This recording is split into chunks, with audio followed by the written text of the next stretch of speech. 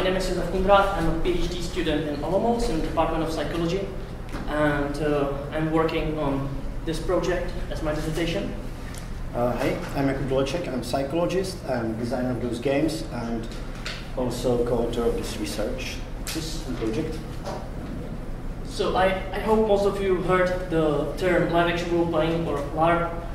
For those of you who never met it, it's a kind of non-digital game when players or participants take place in a game of characters, something as a theater without audience, or it can be compared with the simulation games or psychotherapy methods using role-playing. And we're going to talk about the educational role-playing games, which are specifically role-playing games used in any kind of education, for example, team building or simulation techniques.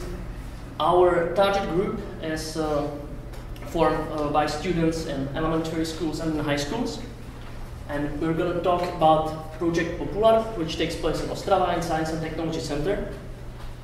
This project started in 2012, and it is the original instruction from one of the team leaders in Science and Technology Center was to create two games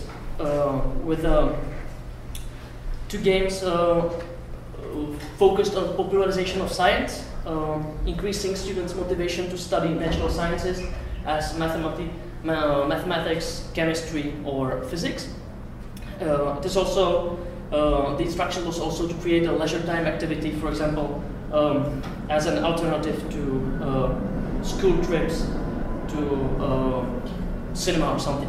And during our research, we discovered that big potential is in validation of knowledge, which is the important category that Kuba will mention later. We're not working only in Popular project in Svět techniky Ostrava Science Technology Center.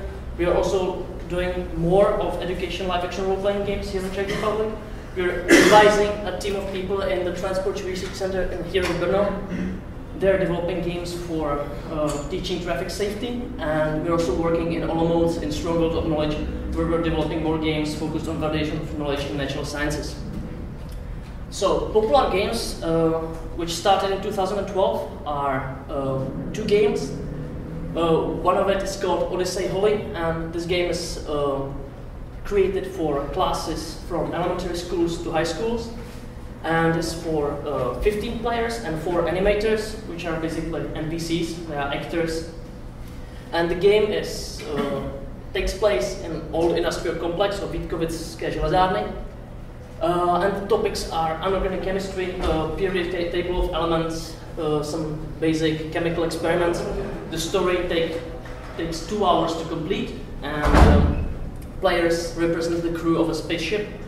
They're encountering some troubles in a deep space, and they have to perform some chemical experiments and use some knowledge from school to finish the storyline. Our second game is called Mendel's Heritage. The game is focused on biology, on Mendelian genetics. It also takes 2 hours to finish, and it is for the classrooms on elementary schools. It is outside game. It can be played only outside in Landek Park, Ostrava. So we created those games in 2012. Since then, more than 1,000 players played it, and we studied those games for create some further recommendations and to study what's actually working and what is not working. And Kuba will now continue about the research itself. Yeah, thanks. The main goals of this research were to explore perceived potential of those educational games, mainly in field of popularization of science, of course, and validation of knowledge. To do this, we focused to identify important elements of LARP through optics of active participants of those games, and then create some further recommendations for other designers and for our next games. Basically, we wanted to put some frame around this topic, which helps us to develop more theories to research and also give us some practical know-how, some more advices.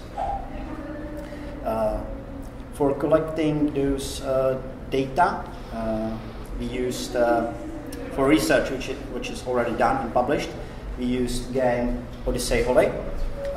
Participants were pupils and students from Moravian and Silesian region in age between 6th grade of elementary school and 3rd grade of high school. And in this research participated 345 boys and 327 girls, and 10 teachers who actively played the game itself. Also, we are collecting data from game Mendel's Heritage. So far, we have approximately 650 participants and data from them. And for collecting those data and analyzing them, we are using observation, games itself, a lot of field notes, semi-structured interviews with players, with animators who play NPCs in those games, and with teachers who see this game, who see their students, and who often participate in those games.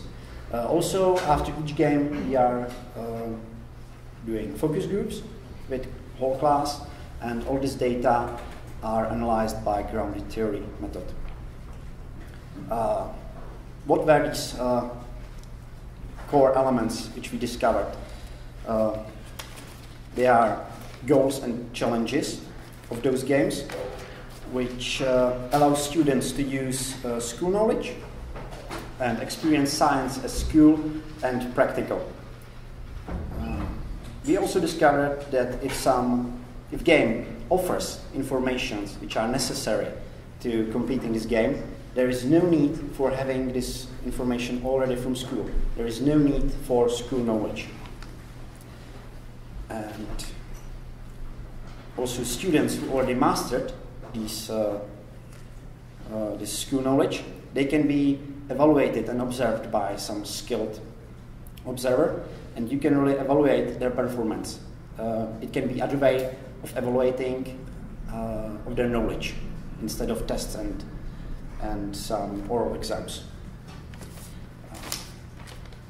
Co-players, which including animators in roles of NPCs and also teachers if they play with them, they share new experience with the player or the co-players.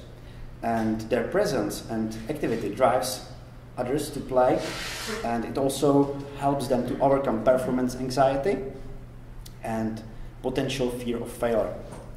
Also, you can observe social dynamic in a game, which according to teachers actually reflects the social dynamic in a class. Plausibility of experience was described by participants as some strong gameplay experience or immersion supported by environment, props, effects, and some perceived danger in this game. This plausibility is also strongly supported by balanced description of their character which they are playing, and pre-game workshop which is focused on role-playing skills and for creating some bond with their character and with this fictional world where the game happens. Finally, motivation to play those games by participants is described as some force created by dynamic storytelling, independence in their decisions where they are not supervised by their teacher as it is in school and class, and their own interest in future of their own character.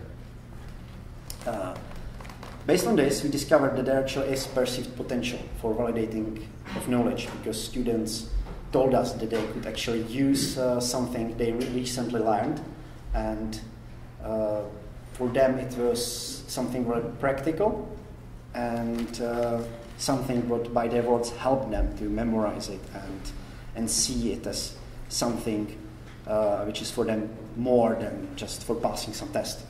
And also popularization of science, when we actually saw increasing interest in those natural sciences among students. And what for is it practically? Practically, we developed some recommendations and trying to pass some know-how how to put this kind of games into Czech school environment. First of all, those games need to be really easy to use, because a lot of teachers are motivated to put them into their classes, but they don't have resources of big science center. So these games should be playable by one teacher in one class. then design has to be really tied up with curriculum in the meaning of mechanics, storyline, characters, content rules. Everything has to be according to real science or to the real school content you're trying to pass. It also creates this plausibility of experience, and in our case, because of that, we were able to actually popularize real science and not some pseudoscience. And last but not least, workshop before game, where you prepare students for this kind of experience, and then some reflection after game, where you can help them to process this gameplay experience, and actually you creating some embedded knowledge. Okay. Thank you very much. Thank you for your attention.